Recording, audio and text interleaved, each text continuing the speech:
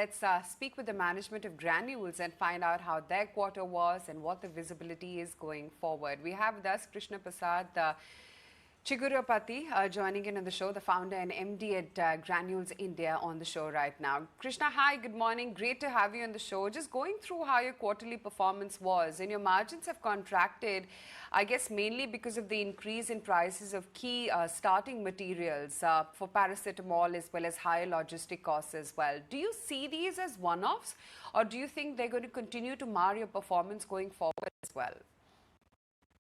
This will continue for a while, but we see improvement happening from this quarter onwards. And by end of Q3, we expect to get back to normalcy. And yeah, these challenges on logistics are a little uncertain, but raw material prices are going to even out as we go by.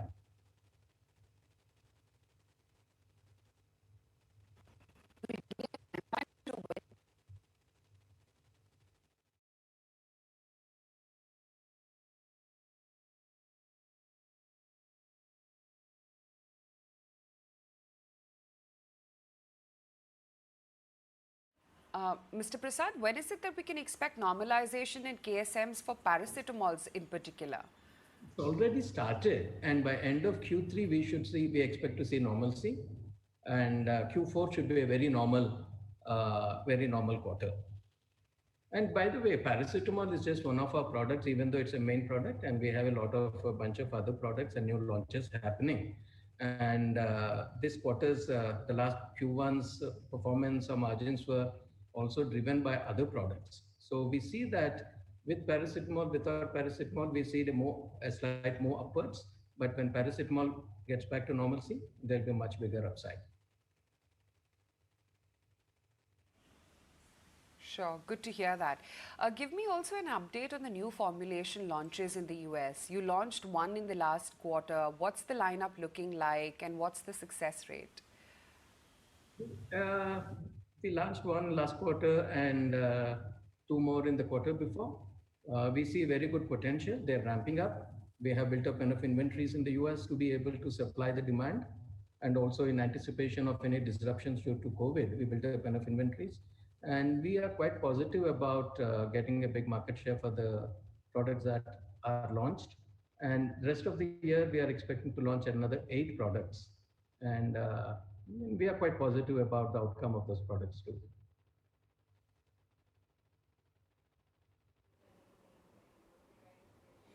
Now you've guided for a 400 crore capex. What happens once the capex kicks in? Will it be all at one go, or this is side by side, phase by phase, the capex would start kicking in?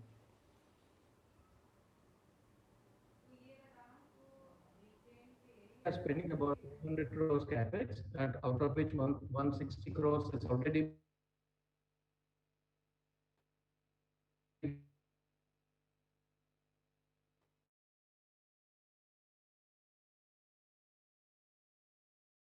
There is a bit of an audio problem. We'll see if we can reconnect with the management. Meanwhile, if I turn my attention to the markets right now, we've got Tata Motors, which is up. Maruti is not doing bad. Auto yesterday had a bad day, today it's having a strong day. Pharma has stopped falling, but stop falling does not mean it is rising.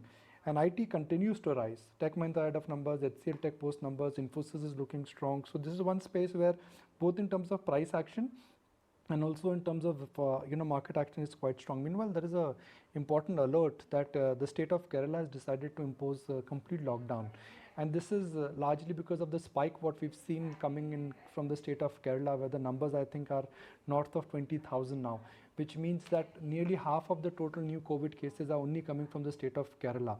Now you may talk about this being the state governments have been proactive, but that is the only way it is. Okay, we lost you, sir, there when you're talking about the impact of capex and how it will start kicking in. Capex, this year we're going to spend about 400 crores, out of which 160 crores has already been spent in Q1, and the rest of the money in the next 3 quarters. And there would be some more capex going forward in FY23 and FY24. So in 3 years, we expect to spend all the capex. And again, I would always like to reiterate, all this will be met out of our internal accruals, and we do not expect to go for any borrowings.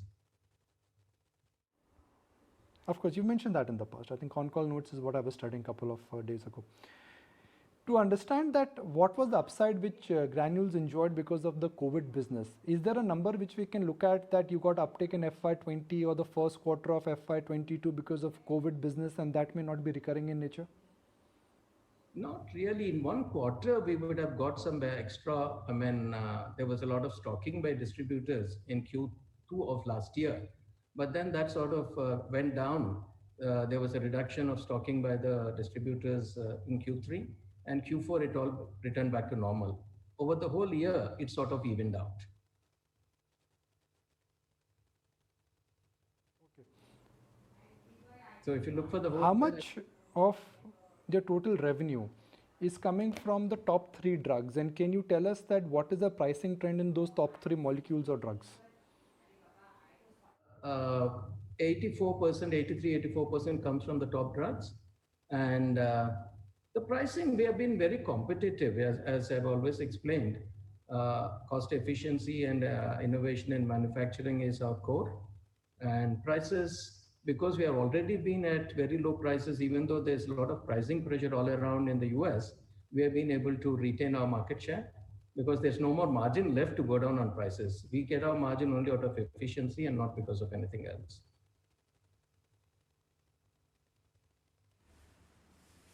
Sure. Mr. Prasad, for the current fiscal, as we understand, there are many factors which contribute to your growth. You know, for instance, utilization, the ramp up at Vizag facility, the ramp up of finished dosage facilities as well. Could you give us some more color and perhaps in a little more detail about where growth for Granules in the next phase is going to be coming in from? Okay, growth is going to come in from all the new filings which we have made and we are continuing to make. And these are more complex products than what we were doing in the past. And the main profitability for Granules comes from our business model, which is vertical integration. We are integrated all the way from the front-end marketing to APIs, and in some cases all the way to KSMs also. So that being one of the main reasons. The other thing is we always have a little bit of innovation in manufacturing, either in the API or in the FD. And we build this into our design when we develop a product. We take a lot of time to develop and file a product, but once we do that, we definitely get efficiencies. So new products coupled with vertical integration and differentiated manufacturing is what is going to drive our growth. Sure. Mr. Prasad, good luck for the future and we'll chat again hopefully soon. Good to have you today on ET Now. Thank you.